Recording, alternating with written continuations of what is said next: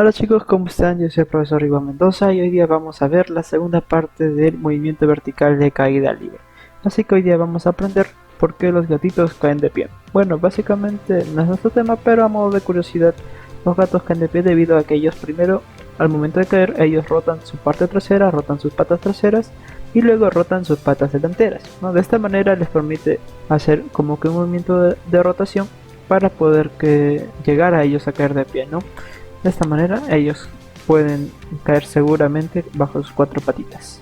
Pues bien, vamos a ir ahora sí con nuestro tema, con esta pequeña introducción, como un recordar acerca de lo que es el movimiento vertical de caída libre, que es básicamente muy similar al movimiento uniformemente variado, el MRV, solo que en vez de utilizar la aceleración, que puede ser variable en distintos problemas, ahora vamos a utilizar la aceleración de la gravedad, que va a ser siempre uniforme, no siempre va a ser como una especie de constante. En este caso, como nosotros estamos en la Tierra, vamos a considerar que la gravedad va a ser 10 metros sobre segundo al cuadrado.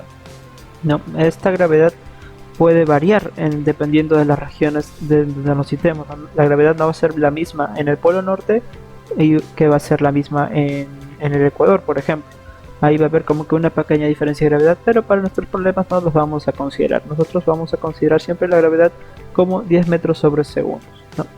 Entonces, el movimiento a considerar va a ser este. Cuando va a ser caída libre, pero de manera ascendente, o sea, el cuerpo va a ir subiendo cada vez más, ¿no? De esta manera, al momento de que el movimiento del cuerpo va a ir hacia arriba, la gravedad siempre va a ir hacia abajo. De esta manera, como que se va a retrasar el movimiento, ¿no? Va a ser mucho menor su velocidad. Y si es mucho menor su velocidad, entonces vamos a considerar un signo negativo en nuestras ecuaciones. Ahorita vamos a ver más detalladamente esto.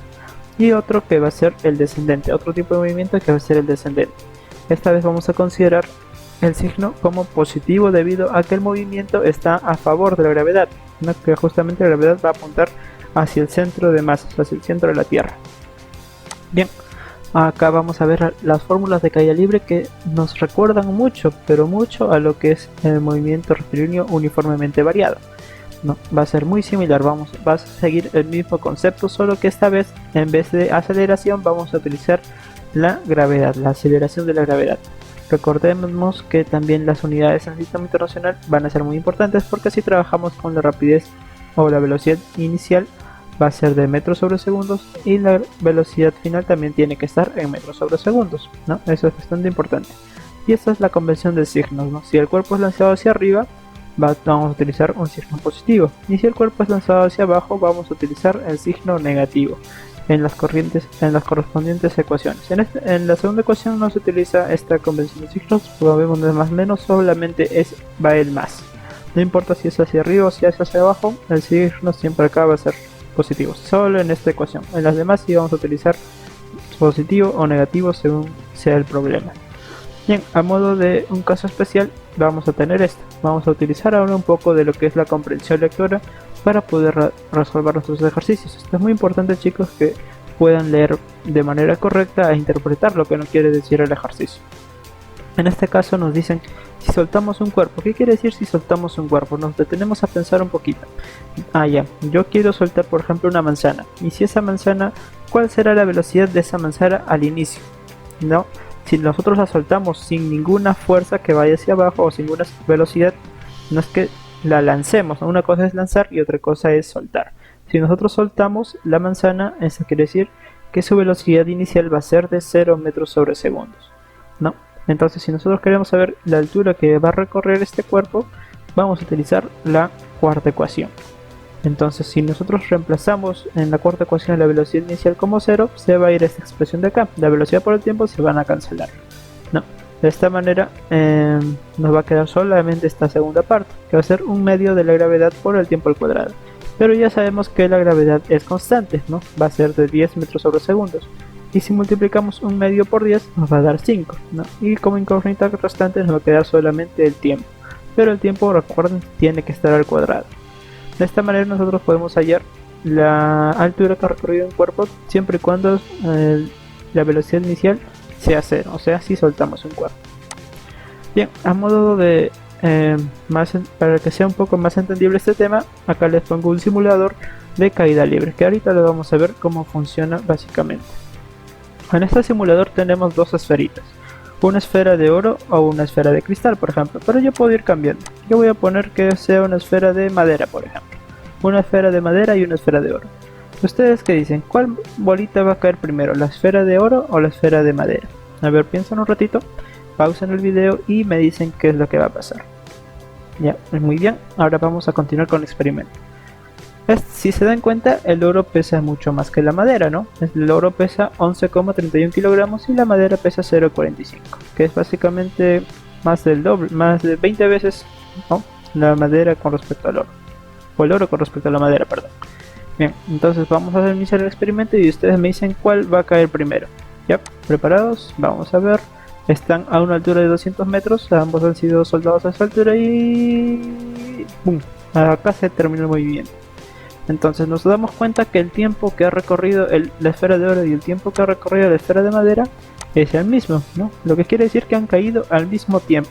Ajá, esto es muy interesante porque instintivamente nosotros decimos que el cuerpo que cae, o mejor dicho, el cuerpo que tiene mucho más masa es el que va a caer primero. Pero como vemos en este experimento, no es cierto. ¿Ustedes qué creen que puede estar afectando esto? Nos detenemos a pensar como los científicos que somos y nos planteamos algunas hipótesis y algunas teorías. Y esto es básicamente lo que hizo Galileo allá por el siglo XVI cuando intentó explicar este fenómeno de la gravedad, ¿no? Entonces él propuso algo interesante, que no era en sí la masa de los cuerpos lo que hacía que uno caiga más rápido que el otro, sino era el movimiento que el cuerpo hacía cuando estaba suspendido en el aire, ¿no? Ahorita vamos a ver justamente el factor del aire, que viene a ser un factor esencial en los movimientos. Ahorita en este experimento no hemos considerado la densidad del aire, ¿no? Este ρ, este p, viene a ser la densidad del aire, pero no lo hemos considerado. Ahora vamos a ver qué pasa si consideramos la densidad del aire. ¿Ustedes qué creen que pase? ¿Qué va a caer primero, la esfera de oro o la esfera de madera? Tengamos a pensarnos un momento y vamos a ver qué es lo que sucede. A ver, lo dejamos correr. Esta es la velocidad y vemos que en un instante parece que están yendo igual, pero conforme pasa el tiempo uno se va distanciando del otro, ¿no? Entonces la velocidad de la esfera de oro va a ser como que constante, pero la velocidad de la esfera de madera va a ir variando, ¿no? Y justamente nos fijamos en el tiempo que han hecho el recorrido y la esfera de oro lo ha hecho en menos tiempo, lo que quiere decir que la esfera de oro ha caído más rápido, ¿no? Y justamente se debe a la densidad del aire, ¿no? En un caso hipotético donde nosotros soltemos dos objetos cuando la densidad del aire sea cero, o sea estemos en el vacío, que puede ser en el espacio, justamente en el espacio no hay aire, ¿no? Y si no hay aire hay un vacío. Entonces en este caso se puede soltar los objetos y estos dos objetos van a caer al mismo tiempo, no importa cuál sea la masa, van a caer siempre al mismo tiempo. Pero como nosotros estamos en la Tierra y nos estamos en un caso más real, más de la vida cotidiana, si nosotros soltamos dos cuerpos, el que va a ser relativamente más pesado es el que va a caer primero, pero esto no se debe solamente al peso, sino se debe justamente al movimiento que hace el cuerpo cuando está cayendo. En este caso la esfera de oro ha caído como que directamente, no ha tenido mucha interacción con el aire y ha ido como que en una sola línea recta y ¡pam!, ha caído. Pero en el caso de la madera que pesa menos, ha hecho no solamente un movimiento rectilíneo, sino es que este ha ido como que en una especie de vaivén, ¿no? Ha ido de repente para un costado y de repente para el otro, pero no va a caer de manera recta o de manera tan recta como lo ha hecho la esfera de oro, ¿no? Y justamente a ese movimiento que hace en su trayectoria es por eso que se retrasa, ¿no? No es en sí por la masa, sino es por el movimiento que justamente hace en el aire. Y esto es lo que en sí nuestro amigo Galileo descubrió, ¿no? De repente muy avanzado, de repente para su época lo tildaron muchas veces de loco, pero conforme pasa el tiempo, en estos siglos ya se le pudo dar la completa razón. Bien, ese ha sido nuestro experimento. Ustedes pueden ir jugando en la diapositiva, yo les voy a dejar el link para que ustedes puedan entrar a esta página y puedan experimentar con más cosas, ¿no? Acá pueden cambiar la madera, pueden cambiar por concreto, por unicel, que viene a ser una especie de poliestireno, puede ser un cristal inclusive, pueden ver qué pasa si uno está hueca o no, o ambas están huecas, etcétera. Bien, muy interesante. Ahora vamos a ir otra vez a nuestra clase para continuar. Vamos a ir ahora con los ejercicios para que quede esta idea mucho más clara. A ver, el primero nos dice: un cuerpo es soltado y después de 2 segundos llega al suelo. Y se considera caída libre calcular la altura de la que fue soltado. Si un cuerpo es soltado, acá yo lo resalté en rojito para que nos diéramos cuenta. Y justamente si un cuerpo es soltado, nos recordamos a nuestro caso particular, ¿no? Si un cuerpo es soltado o soltamos un cuerpo, su velocidad inicial va a ser 0. Muy bien, entonces ya tenemos la velocidad inicial, va a ser 0. Esto no hay problema con que la velocidad inicial sea 0. No. ¿Qué más tenemos? Tenemos el tiempo, que va a ser 2 segundos, y lo vamos a considerar la caída libre. Entonces utilizamos la aceleración de la gravedad y nos detenemos a pensar qué ecuación podemos utilizar. Bueno, acá ya les dejé la ecuación en sí. Justamente viene a ser la altura, que tiene que ver con la altura, que es básicamente lo que nos piden, calcular la altura. Entonces vamos a reemplazar. Yo hice el camino largo, no es la forma en la que yo opté a resolverlo, pero ustedes pueden de repente poner de frente la fórmula que les puse acá, pero yo les recomiendo que hagan este camino largo, que parezca un poco más aburrido. Con esto ya pueden entender más que todo el fenómeno, o qué es lo que pasa acá. Bien, como siempre, chicos, recolectar los datos es bastante importante. De este enunciado tenemos que sacar los datos, porque justamente se nos va a facilitar y vamos a poder ver mejor qué datos vamos a utilizar, y por lo tanto vamos a ver qué fórmula nos conviene más utilizar. Bien, entonces reemplazando, ya tenemos un medio de la aceleración de gravedad. Esta expresión de acá, este miembro de acá, lo desaparecemos porque la velocidad inicial es 0. Y tenemos como restante esto de acá, Tenemos un medio de la aceleración de la gravedad por el tiempo, que va a ser al cuadrado. Y resolviendo, bueno, nos queda 20 metros. Siempre, chicos, importante las unidades. Bien, en este segundo ejercicio que nos piden calcular el tiempo que demora el cuerpo en alcanzar la altura máxima. Acá nos detenemos a pensar un poquito más y nos dice la altura máxima. Entonces nosotros tratamos de ver, cómo es que puede ocurrir esto. Si nosotros lanzamos un cuerpo hacia arriba, va a ocurrir algo bien interesante.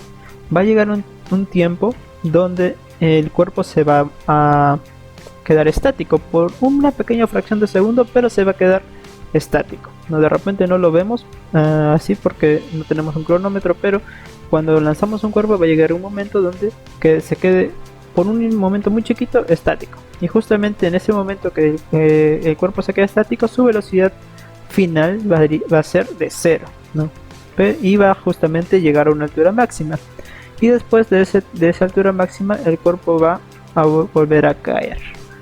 Entonces ya recolectamos nuestros datos, Justamente la velocidad inicial va a ser de 70 metros sobre segundo, la velocidad con la que es lanzado el cuerpo hacia arriba.